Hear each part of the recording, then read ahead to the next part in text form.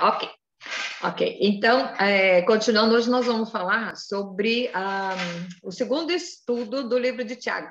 Gente, e eu ainda pensando na minha inocência, que nós íamos, como é um livro curto, nós íamos conseguir bater 2 capítulos, e impossível. Semana passada nós falamos sobre o capítulo 1, e eu já dei um spoiler dizendo que a gente ia já falar do capítulo 2 e da língua, que é o capítulo 3, mas não deu, gente. O capítulo 2 está tão profundo também, que nós vamos ter que falar sobre ele hoje, tá? Então, vamos começar aqui primeiro, né? O estudo da carta de Tiago, no capítulo 2. Nós temos algumas perguntinhas, vocês não acreditam. Um capítulo teve quantas? 14 perguntas, ganhou da semana passada, né? Então, vamos lá. Pergunta número 1. Qual é a fé em Cristo que é verdadeira? Gente, nós vamos ter que definir umas coisas hoje. Então, por isso que hoje o estudo é assim, nós vamos bem minucioso, porque tem que definir umas coisas que às vezes passa batido. Ainda mais para quem foi criado na igreja, né? Para quem já tem intimidade com o tema, não sabe direito, a gente sabe superficialmente. Então, vamos lá. Aqui a fé em Cristo é verdadeira. O que o Tiago fala? Tá? Meus irmãos, versículo 1. Não tenhais a fé em nosso Senhor Jesus Cristo, Senhor da glória, em acepção de pessoas. Sabe o que é acepção de pessoas? É quando você separa. Você acha que um é mais legalzinho e o outro não. Aqui depois ele vai explicar o que acontece quando você faz acepção de pessoas. Mas eu quero voltar aqui no primeiro. Gente, se você fizer acepção de pessoas, você não está tendo a fé verdadeira em Cristo. Tá? Porque a fé que é baseada em Cristo não tinha esse problema de diferença de classe. Você pode ver que os apóstolos eram um de cada tribo, né? Desde Pedro, que era pescador, um homem super rude, nós temos o Lucas, que era médico, tem de tudo lá, tinha de tudo, para todo modelo, tá? Então, aqui o Tiago vai exemplificar exatamente isso, a acepção de pessoas. Então, ele explica a acepção de pessoas no texto, no versículo 2 a 4, e ele explica de uma forma assim bem prática e bem desenhando mesmo, para qualquer um entender. Então, o que ele diz aqui? Se, portanto, entrar na vossa sinagoga algum homem com anéis de ouro nos dedos, em trajes de luxo, entrar também algum pobre andrajoso é tipo homeless, tá? E tratardes com deferência o que tem trajes de luxo, e lhe disseres, tu assenta-te aqui no lugar de honra, e disserdes ao pobre, tu fica ali em pé, ou assenta-te aqui embaixo, no estrado dos meus pés, não fizesse distinção entre vós mesmos, e não vos tornasse juiz tomados de perversos pensamentos. Então, aqui ele fala acepção de pessoas de classe social. Nossa, mas isso só existe hoje, né? Eu tenho salão há muitos anos, né? E no Brasil eu descobri que eu contratei uma manicure e ela me contou que o outro salão que ela trabalhou, o rapaz ele não tinha tabela de preço. O preço era de acordo com o carro que a pessoa estacionou. Quer dizer, fala sério, né? Quer dizer, se o cara esse dia foi de bicicleta, dançou, né? Então, o que acontece? Aqui ele fala que você faz a acepção de pessoas quando aqui ele dá o exemplo de roupa, né? De que se você vai tratar melhor a pessoa que tem dinheiro ou... Mas eu vou trazer, você sabe que eu gosto de trazer para cá, né? Então, deixa eu só deixar meu telefone mudo aqui. E eu gosto de trazer para cá, e eu vou trazer para cá uma outra coisa que às vezes é o contrário, que nós vemos isso muito dentro das igrejas. Pela indumentária de uma pessoa, você acha que ela se orgulha da sua humildade, né? Então a gente vê aquelas irmãzinhas crentes do Talibã, que tem cabelão, saião, critica todo mundo porque depila, critica todas as mulheres. Eu fui chamada de Jezabel uma vez, eu estava no púlpito pregando, a mulher levantou para me chamar de Jezabel, porque eu tinha pintado minha unha de vermelho. Então você veja que a coisa o nível é hard, né? Então, muitas vezes, nós catalogamos as pessoas, fazemos acepção de pessoas sem saber o coração delas. Aí você vai me dizer, mas eu não sei o coração de cada um, então não faça acepção de pessoas. Trata todo mundo igual. Agora, isso não quer dizer que você vai passar por cima de uma empatia, porque existem pessoas que você tem uma simpatia. Estudando a Rosana Alves, ela diz que os cérebros conversam. Então, no nosso país, né, tem muita a expressão de, ai, meu santo não bateu com ele. E ela explica isso numa... Eu não sei se é dentro de uma igreja que ela fala, ou é no computador, não sei o que é que ela fala, onde que ela fala, mas ela diz o seguinte: o seu cérebro conversa. Então, quando uma pessoa entra na sua frente, muitas vezes o seu inconsciente percebe que tipo de pessoa que é e já sabe se vai dar certo com você ou não. Então, aí o seu consciente entra para te dar dura. Então, de repente, entrou uma pessoa, eu já não fui com a cara dela, mas aí o meu consciente fica assim: não, você não pode, e depois aí você vai descobrir que realmente a pessoa não tinha a mesma sintonia. Porém, eu fico com a máxima da minha mãe: todo mundo é bom até que prove o contrário. Então é o seguinte: dá a cara para bater, trata as pessoas de igual maneira, porque a bondade, tanto a bondade como a maldade, vai aparecer. Vai aparecer. Você não é obrigado a gostar de todo mundo, você é obrigado a amar a todo mundo. E amar o próximo é fazer ele importante. E eu peço licença para vocês, eu vou colocar depois no nosso grupo um vídeo que a Ana me mandou sobre pessoas incríveis, e vocês vão achar o máximo. E assim, inconscientemente, eu sempre tive isso comigo, de tentar fazer o outro estar bem ao do meu lado, porque eu não sei se eu vou ter que falar de Jesus para ele um dia. Então, se eu for uma pessoa insuportável e de repente eu sou bebo, insuportável, e de repente eu tiver que falar de Jesus para ele, a minha palavra vai ser vazia, porque as minhas atitudes falaram muito mais alto. Então, qual é o tipo de pessoa que você está fazendo acepção hoje? Se fala muito hoje de racismo, e eu acho que a raça mesmo já ficou no esquecimento. Hoje nós temos classismo. Então, assim, existem pessoas... Nós vemos uma ordem política mundial, que se a gente falar só do Brasil, mas você vê uma tendência mundial, que é da esquerda, de criar grupos um contra o outro. Então, o culto contra o analfabeto, o patrão contra o empregado, o branco contra o preto, o homem contra a mulher, o hétero contra o gay. Gente, somos pessoas. E dentro de uma igreja, mano do céu, tem que ter de tudo. Aí você me fala: ai, Ana, vai na igreja, que a igreja, muita gente falsa. Ok, você não vai sair do seu emprego porque tem gente falsa lá. Nem parar de almoçar no domingo na casa da sua mãe, porque na sua família também tem gente que é traidor, tem gente que fala mal, que é maledicente, isso tem em todo lugar. Então, essa máxima não convence, tá? Igreja, hospital, e se entra uma pessoa lá de uma forma que ele está precisando de ajuda e você está lá, quem sabe você foi usado para socorrer essa pessoa. E eu não estou falando de dinheiro, não, estou falando de repente um abraço. Até aquela pessoa que fez mal para você, de repente ela está querendo um abraço. Então, fazer acepção de pessoas não é a religião verdadeira, ok?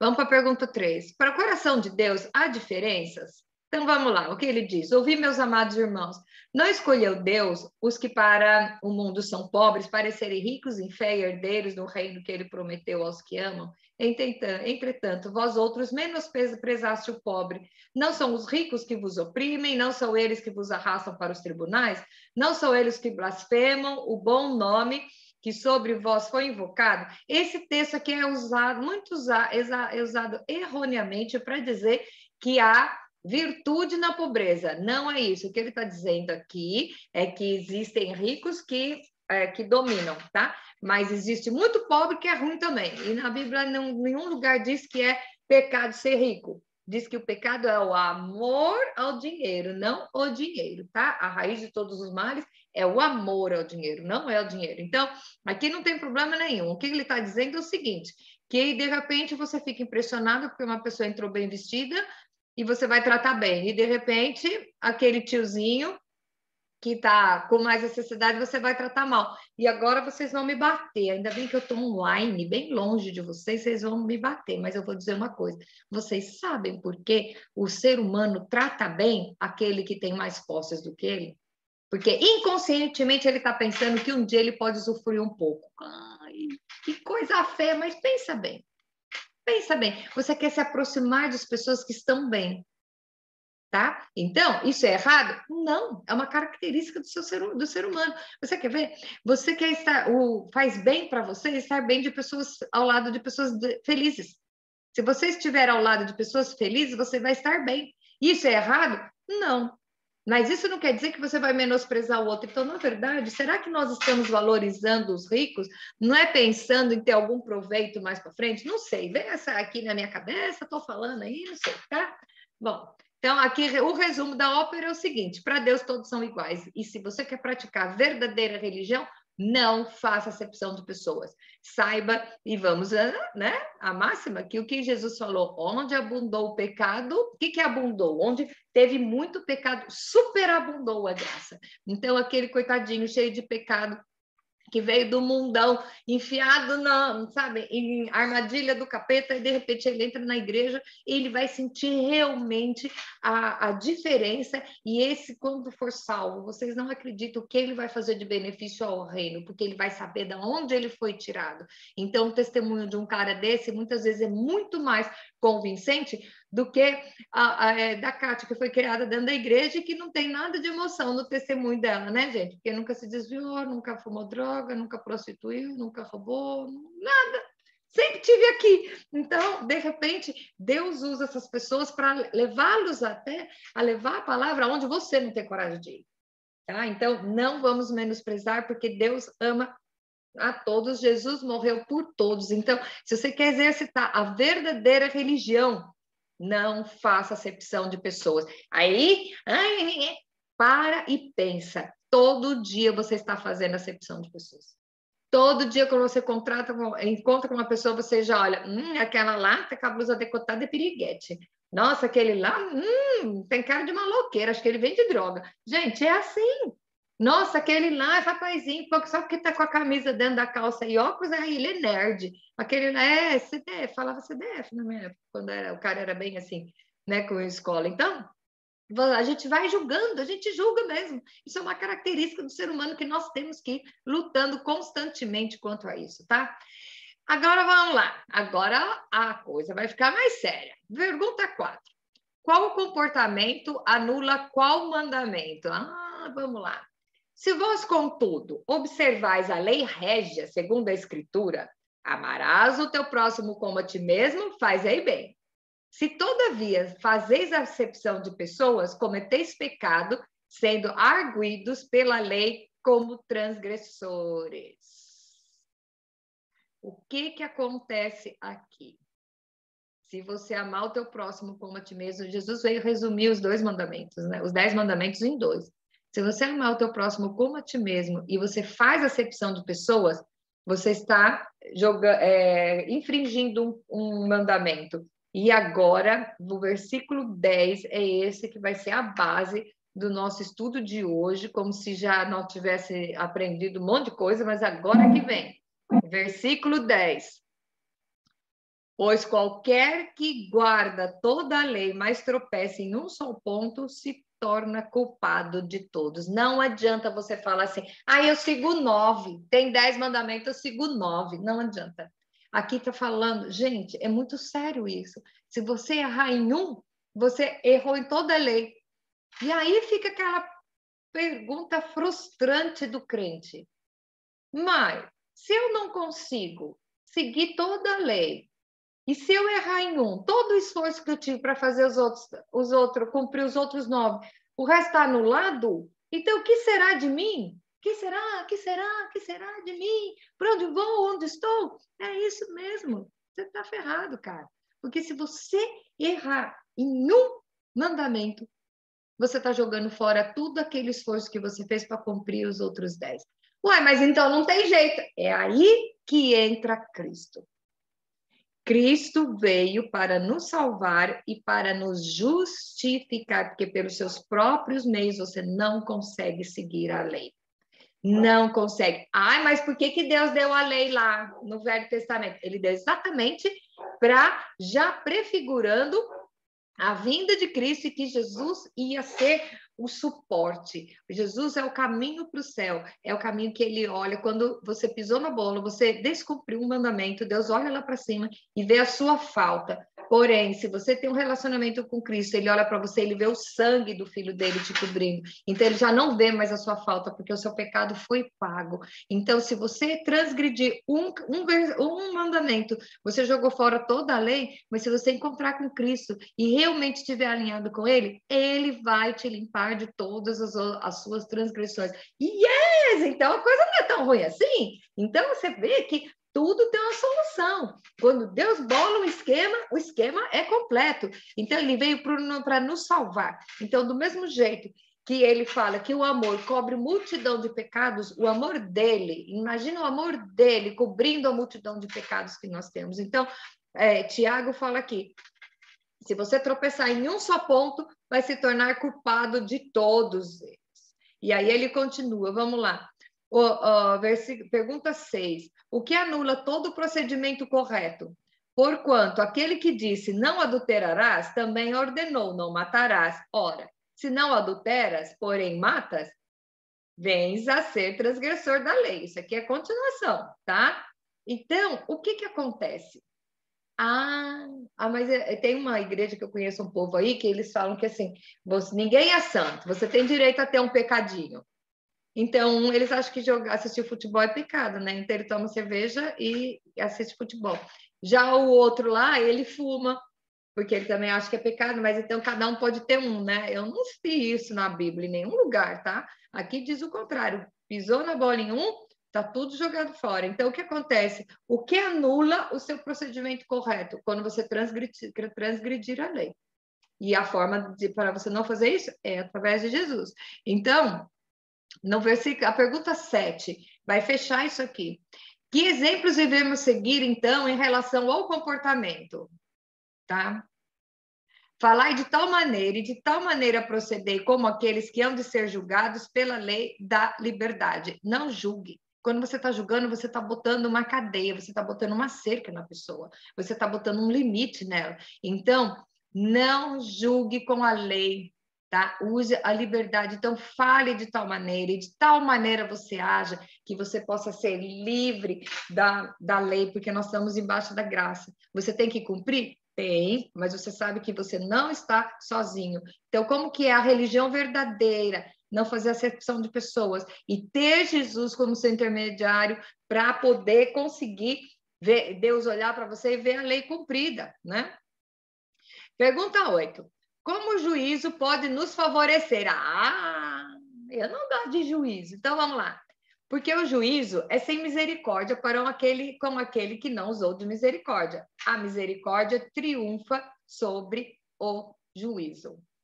Então, é aquela história. Assim como queres que façam com você, fazei também vós. Então, como é que você ora o Pai Nosso, né? Senhor, perdoa as nossas dívidas, assim como eu perdoo a quem me ofendeu. Aí você fala assim, então, perdoe, perdoo, mas não esqueço. Eu lá não quero nem olhar na cara mais. Porque sabe o que ele fez? Reunião de oração, né? Vamos pedir oração pela irmã, porque... E eu sou a coitada, porque eu sofri na mão dela.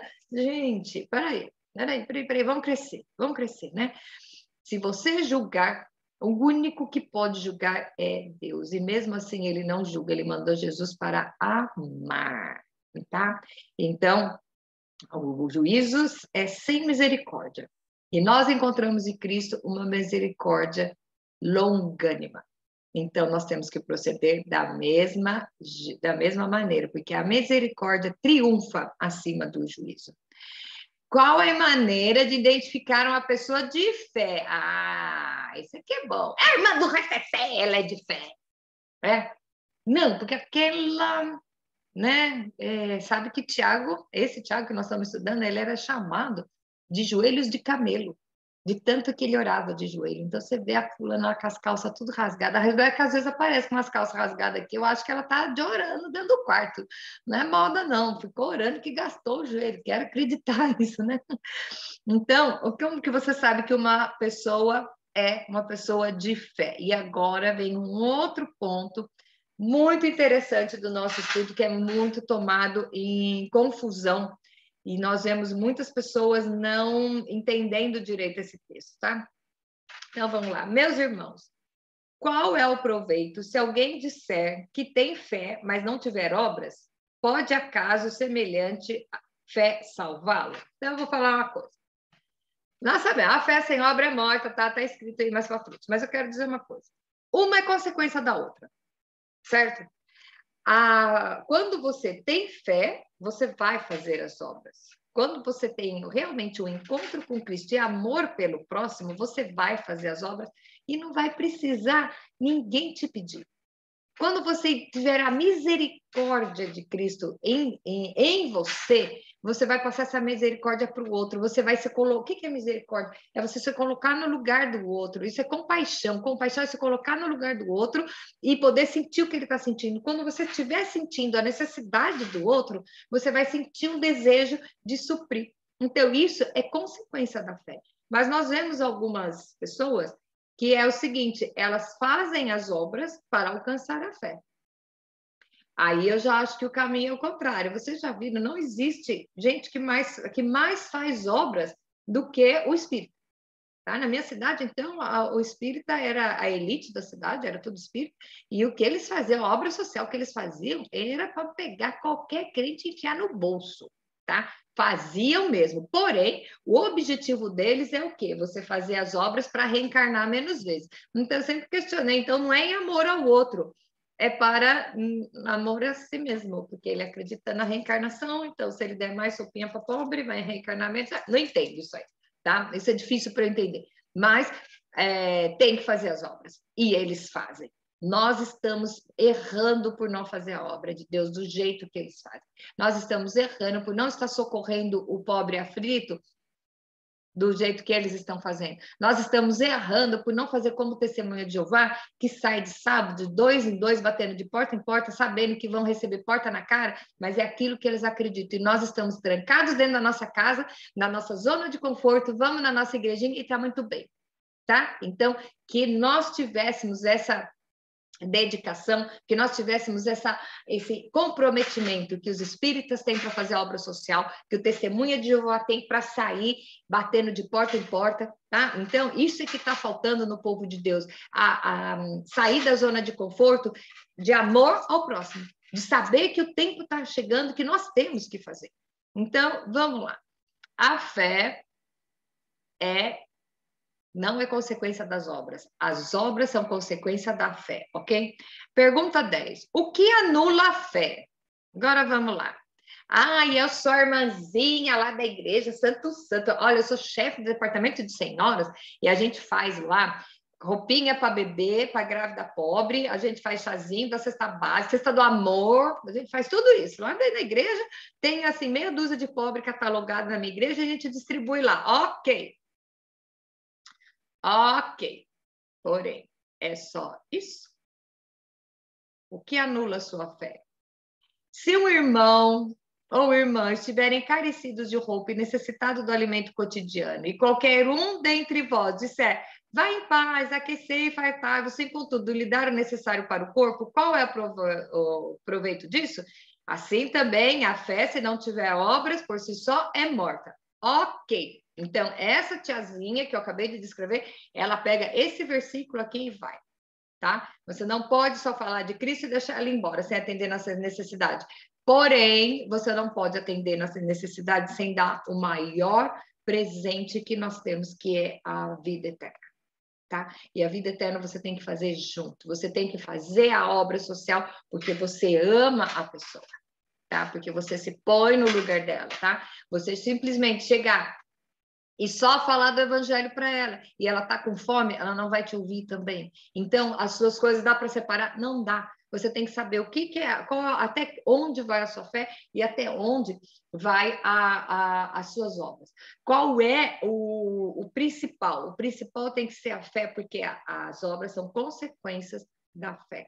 Uma pessoa de fé, uma pessoa convertida, comprometida, ela vai fazer naturalmente, ok? Pergunta 11. Qual a utilidade da fé e obras separadamente? Aí, ó. Né? Então, aí na igreja tem bastante gente, então tem os dois ministérios, né? Alguém dirá, tu tens fé e eu tenho obras. Mostra-me essa tua fé sem as obras, e eu com as obras te mostrarei a minha fé. Gente, não dá para separar essas coisas.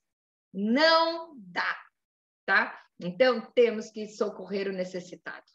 Nós temos que falar do amor de Cristo, mas fazer como ele, porque Jesus, ele estava ensinando, mas ele multiplicou pão com um monte de gente. Por isso que aquele povo todo seguiu ele? Não, foram lá só atrás de comida. Foi o mesmo pessoal que crucificou ele depois. Por quê? Ele sentiu a necessidade da pessoa no momento. Você está sentindo?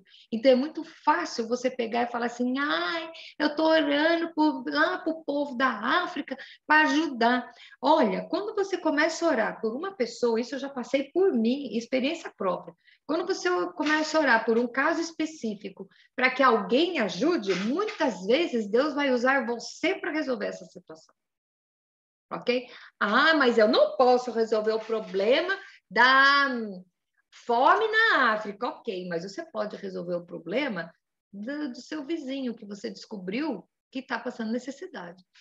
Você pode descobrir, resolver o problema daquela irmã que está indo na igreja, num frio desse que está fazendo aqui nos Estados Unidos, e você vê que ela está com uma blusinha que botou 15, uma em cima da outra, e rasgadinha ali embaixo, porque ela não tem, e o seu armário está cheio de agasalho, tem blusa que você não usou nenhuma vez. Ai, cadê, gente?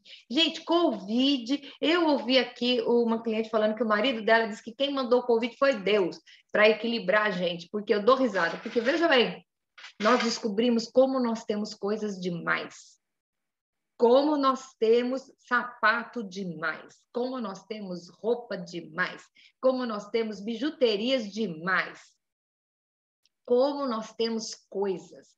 Imagine que hoje, de uma hora para outra, alguém chega na sua casa e fala assim: vamos ter que mudar para outro país, pega 2 malas e vai. Eu quero saber se você vai conseguir montar essa mala rapidinho, você vai ficar escolhendo esse, eu gosto tanto desse, não sei o que você vai fazer.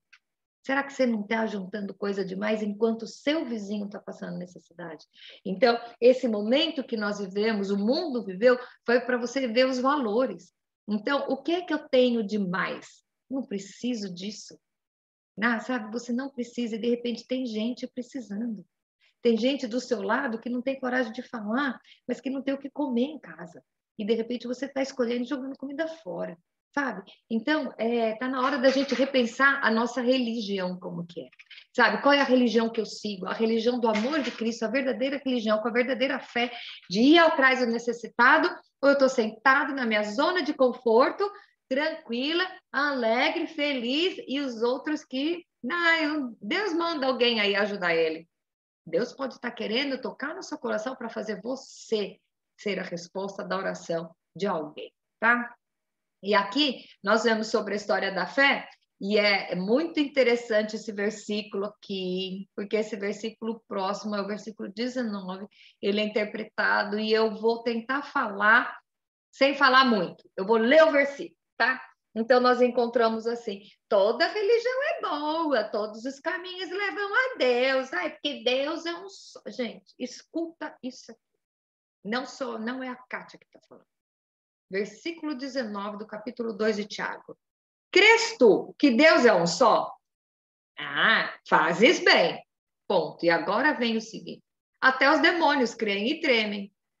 Quer dizer, nada adianta você só acreditar que Deus é um só e não ter um comprometimento com ele, porque até os demônios acreditam e tremem. Sabe a diferença entre temer e tremer? Temer não é ter medo, temer é ser submisso, tá?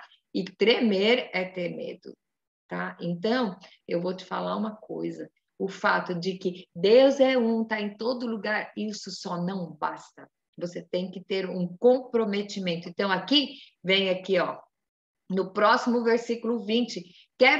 Qual o exemplo mencionado aqui, né? Então, queres, pois, ficar certo, homem insensato, de que a fé sem obras é inoperante?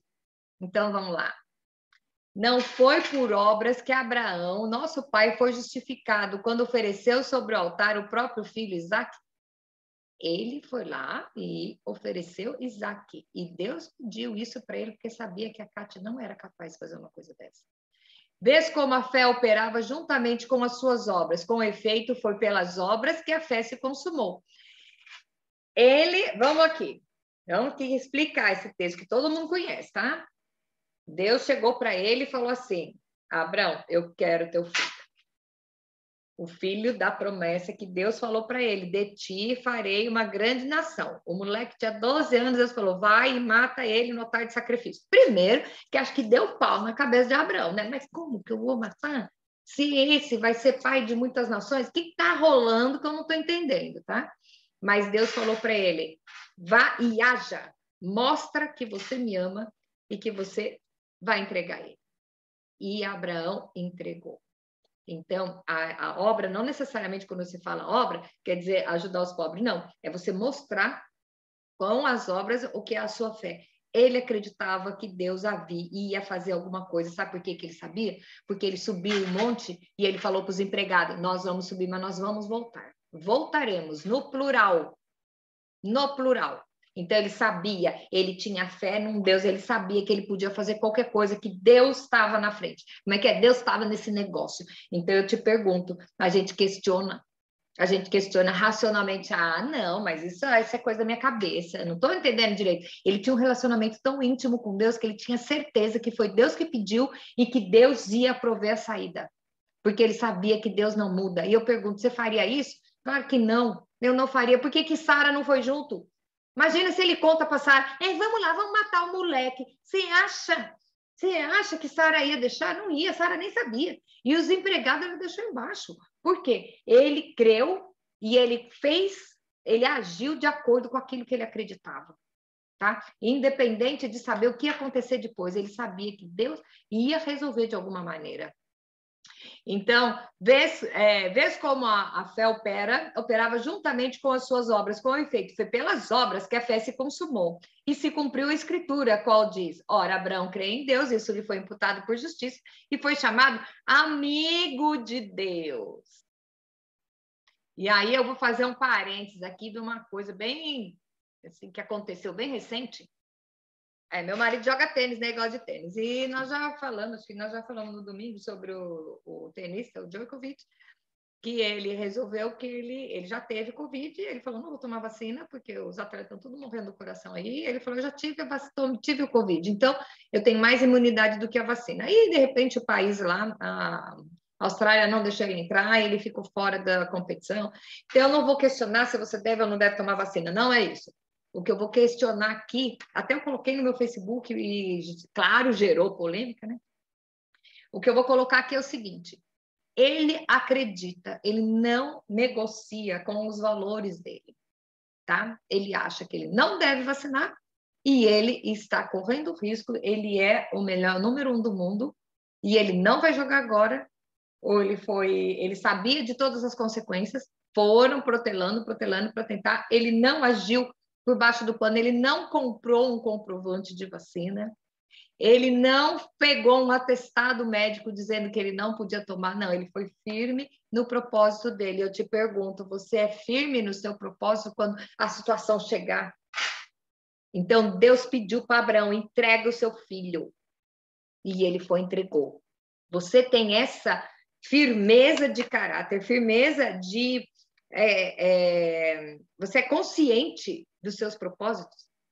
Você está convencido de aquilo quem é Deus na sua vida, o que ele é capaz de falar e fazer através da sua vida? Se você tiver essa certeza, você vai até as últimas consequências, porque você sabe que ele não vai te deixar na mão. Então, essas são as obras. A obra é o quê? É você mostrar para as pessoas e para você mesmo e para Deus que você acredita que ele vai chegar no final, ele vai cuidar de você da melhor maneira possível. Então, então nós vemos Abraão fez isso, ele era um homem de fé, Deus chamou ele, Deus criou um povo através de Abraão, e aí você vê que coisa maravilhosa, ele foi chamado amigo de Deus, ele é o pai da fé, ok, mas ele era santão, né? Então agora eu vou falar de outra, que está lá no versículo de 24 a 26, que aí vai falar de outro exemplo, verificais que uma pessoa é justificada por obras e não pela fé somente. De igual modo, não foi também justificada por obras a meretriz Raabe, quando acolheu os emissários e os fez partir por outro caminho. Gente, ela era prostituta, tá? Quando ela acolheu os espias, ela não, até lá no livro Mulheres que Decidem, eu falo bastante sobre ela, porque é o seguinte, ela não era crente, não.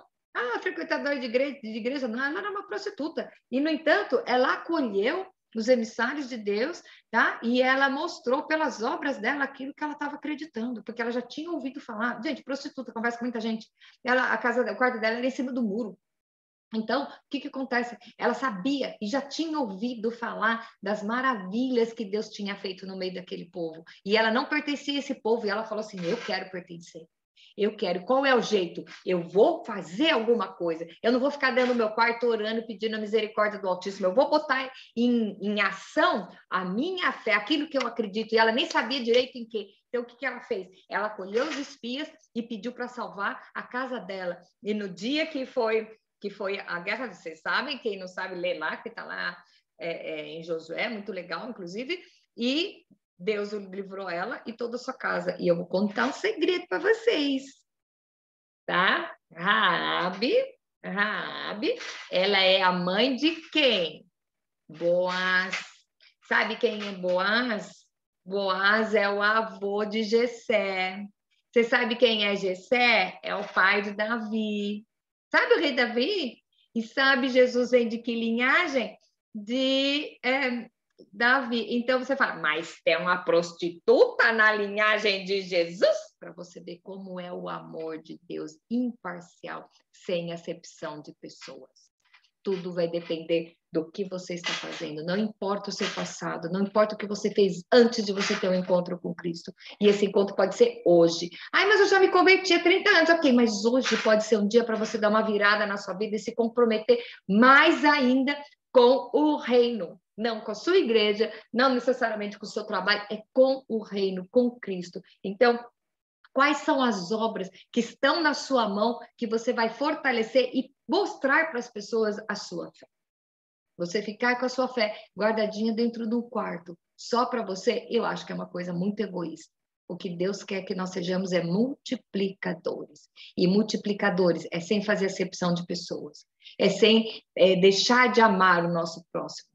Tá? Aceitais o sacrifício de Jesus na cruz por nós, aceitar a parceria, a cobertura dele, aceitar o cuidado dele, a intermediação dele, e vamos mostrar para as pessoas e mostrar para Deus pelas nossas obras o tamanho da nossa fé. E é com isso que eu deixo para vocês. Você acha que é possível alcançar a salvação somente pela fé ou somente pelas obras? Então, eu quero que você pense qual é a relação entre elas no seu entendimento. A fé e as obras. Eu vou dizer o que eu acho para mim. As obras são consequência de uma fé. Se você já tem uma fé lá dentro, as obras são consequência. Não limite as obras. E ainda tem o detalhe, quando você vai começar a fazer, vai fortalecer a sua fé, porque você vai pôr em prática, você vai ver, e uma coisa vai fortalecendo a outra. A fé sem obras é morte. Mas as obras também têm que ser consequência de uma fé já existente. E é com isso que eu encerro, deixando essa pergunta para você. Quem é aquele que você está fazendo acepção durante essa semana? Se você está fazendo acepção de alguma pessoa na sua vida, e qual é a obra que você pode fazer para mostrar a sua fé verdadeira? Acho que depois de tudo isso, né?